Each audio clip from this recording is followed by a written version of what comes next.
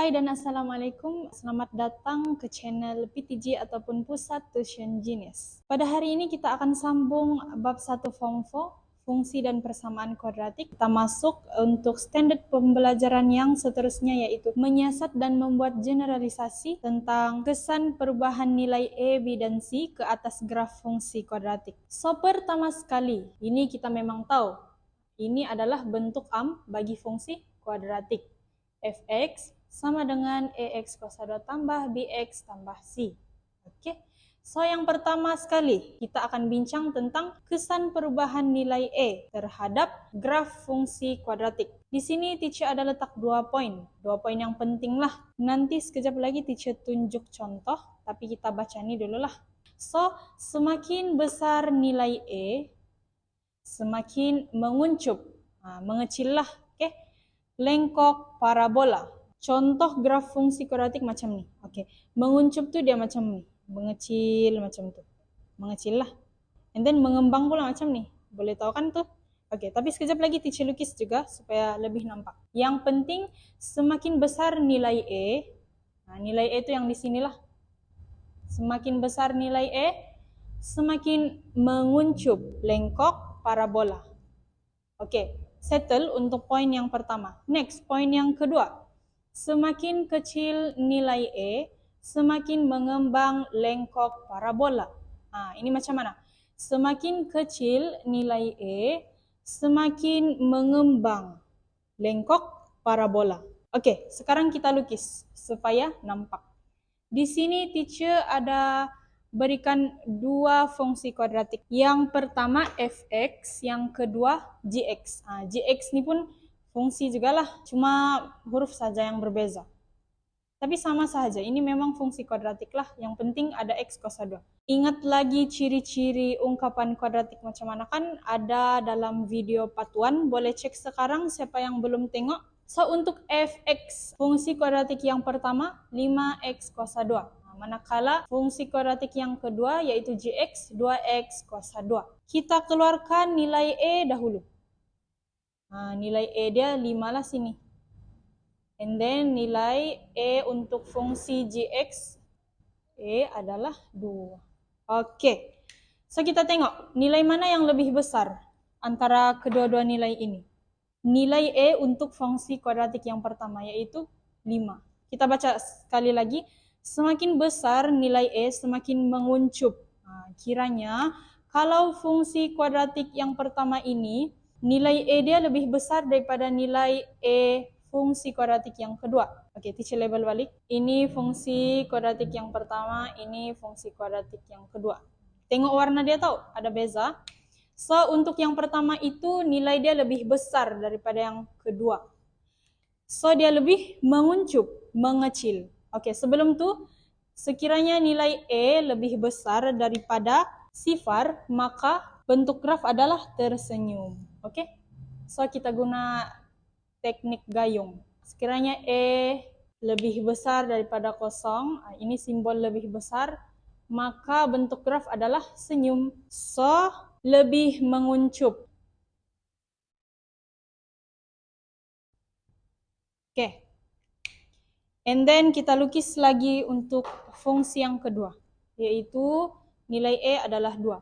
Ingat, kalau lebih kecil nilai E-nya, maka semakin mengembang. So, kalau lukis macam inilah. Nampak sudah? Oke. Ini gx sama dengan 2x kuasa 2, manakala yang ini. Sampai sini boleh nampak sudah. Coba kita try lagi satu fungsi kuadratik. Kali ini teacher tulis hx. Coba kita buat 3x kuasa 2. Di mana E-nya adalah 3. Oke. 3 nih lebih besar daripada 2, betul? So, kita rujuk ini. Semakin besar nilai E, semakin menguncup. Kiranya, memandangkan nilai E untuk fungsi kuadratik ketiga ini lebih besar daripada nilai E fungsi kuadratik yang kedua, maka dia lebih menguncup. Fungsi kuadratik yang ketiga itu terletak di sini. Yang penting ingat, semakin besar nilai E, semakin menguncup. Semakin kecil nilai E, semakin mengembang. Oke, kita tengok balik.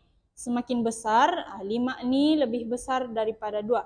Sekiranya nilai E lebih besar, lebih menguncup. Sekiranya semakin kecil nilai E, semakin mengembang. Alright, sekarang kita akan bincang untuk nilai E, tapi bentuk grafnya adalah sedih. Tadi kita buat untuk nilai E yang positif. Kalau bentuk grafnya adalah sedih ataupun E-nya adalah negatif, macam mana pula? Untuk E negatif 5, sama juga, cuma dia sedih.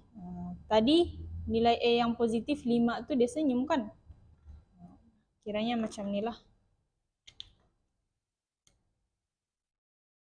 Tidak perlu ambil kisah dengan sign ini, sebab sign ini untuk kita menentukan sama ada graf senyum ataupun sedih. So last, untuk perubahan nilai E, kita boleh sudah simpulkan kalau nilai E berubah, dia akan efek keadaan graf sama ada semakin menguncup ataupun mengembang. Itu sahaja. Next, kita akan belajar tentang perubahan nilai B terhadap graf fungsi kuadratik. So, kita tahu yang bentuk graf ni ada dua, yaitu senyum dan sedih.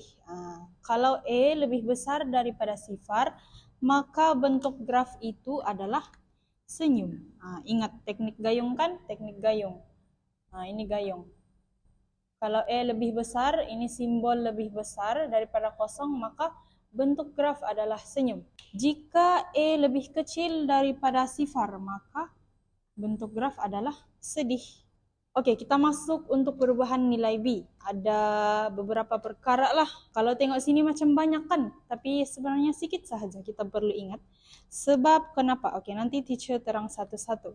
Kita fokus bahagian graf senyum dahulu. Sekiranya B lebih besar daripada sifar, kita kena tengoklah soalan macam mana. Kalau soalan bagi B ini lebih besar daripada sifar, maka paksi simetri adalah di kiri paksi Y. Kiri paksi Y di mana? Paksi Y di sini kan? So, paksi simetri mesti berada di sebelah kiri paksi Y. Sebagai contoh macam mana? Okey, untuk contoh saja ke? Di sinilah paksi simetrinya.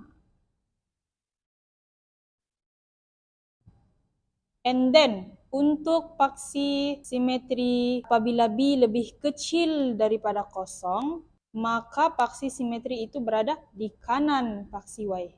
Ini di kiri, so di sini adalah kanan. Jadi paksi simetri di sinilah sebelah kanan paksi Y. Macam inilah. Last sekali untuk B sama dengan kosong. Paksi simetri ialah paksi Y. Okey, sekiranya B adalah kosong, tiada nilai B lah, maka paksi simetri ialah paksi Y. Di sinilah.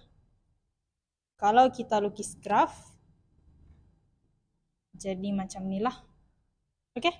Sebelum teacher masuk bahagian graf bentuk sedih, kita tengok sini. Untuk B sama dengan kosong, sebenarnya sama bahagian yang sini juga. Okey.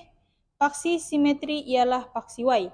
Cuma bentuk graf akan berbeza, yaitu sekiranya E lebih kecil daripada kosong, maka bentuk graf adalah sedih.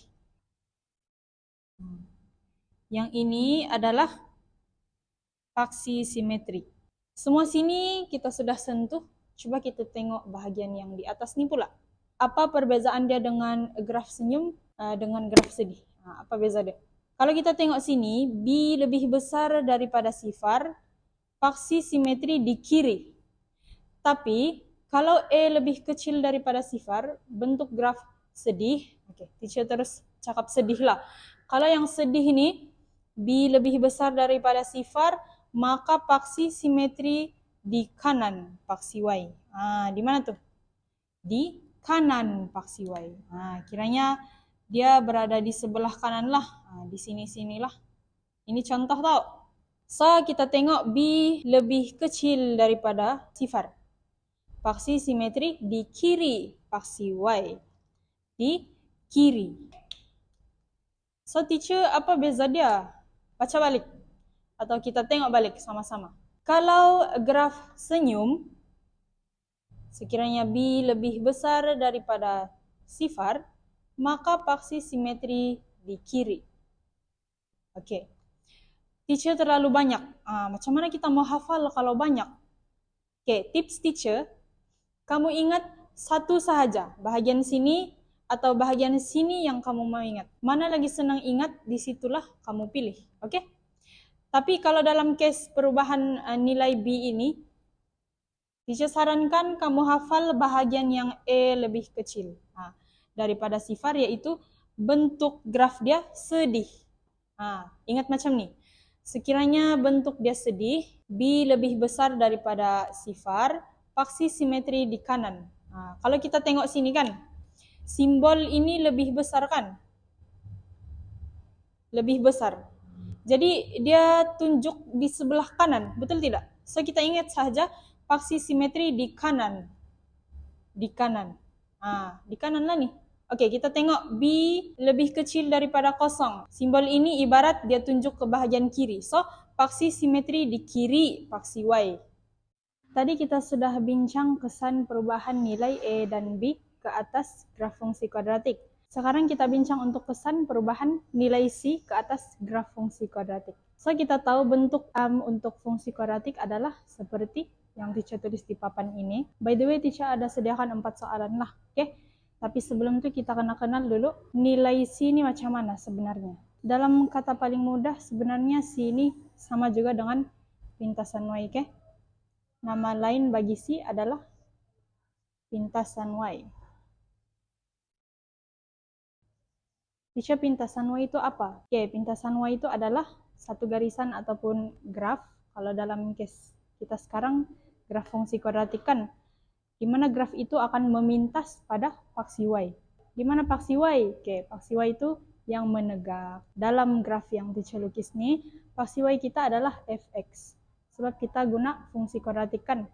Jadi, paksi Y kita adalah fx. So, mana-mana graf yang terlintas di garis fx ini, itu merupakan pintasan Y ataupun nilai C. So, teacher akan tunjuklah dari contoh 1. Untuk soalan 1, fungsi kuadratik yang diberikan adalah x kosa 2 tambah x negatif 5. Oke. Sebelum itu untuk latihan lah kan, untuk biasakan diri kita. Beta kita kenal pasti dulu, E dia berapa, B dia berapa, kan? Oke. So, E dia di sini adalah 1. Oke. 1. Maka 1 nih, ditulis di atas nih, 1 ini lebih besar daripada sifar. Betul tidak? Kalau kita apply balik teknik gayung kita, mana-mana yang simbol besar, contohnya 1 lebih besar daripada sifar, maka bentuk graf adalah senyum. Oke? So, graf untuk soalan 1 ini adalah senyum, di mana nilai C kita di sini adalah negatif 5. Oke, negatif 5. Fokus yang ini dulu tahu. Nilai C kita adalah negatif 5. Maka kita tahu graf dia memintas pada fx sama dengan negatif 5. Kita cari mana negatif 5 di dalam graf ini. Negatif 5 berada di sini.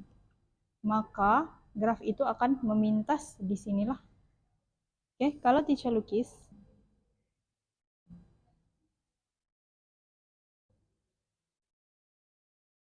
dia bukan paksi simetri tau.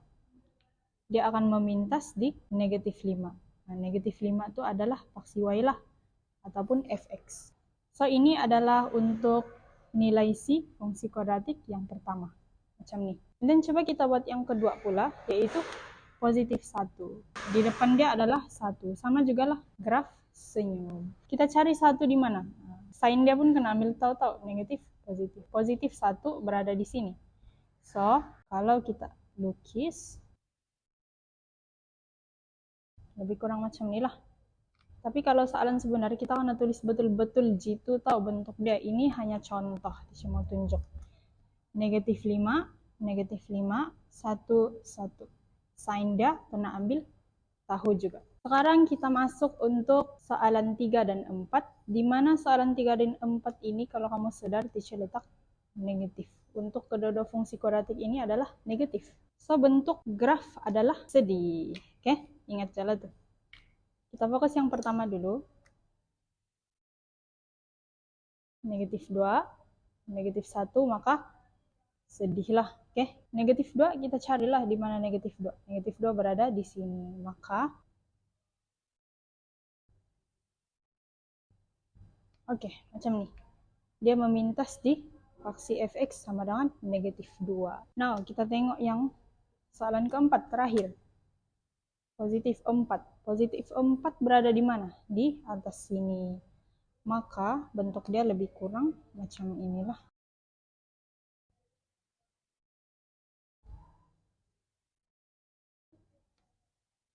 Dia memintas di faksi fx sama dengan 4. Positif 4. Satu kali lagi, sign dia pun kita kena ambil tahu. Oke, kalau kita lukis grafkan, nah, kita boleh tahu sudah nilai C dia di manalah, dan otomatis apabila kita tahu nilai C dia di mana, kita boleh tahu pintasan Y dia apa. Sekiranya soalan tanya, berikan nilai pintasan Y, kita boleh bagi nilai C. Kalau soalan minta nilai C, kita boleh bagi pintasan Y dia. Oke.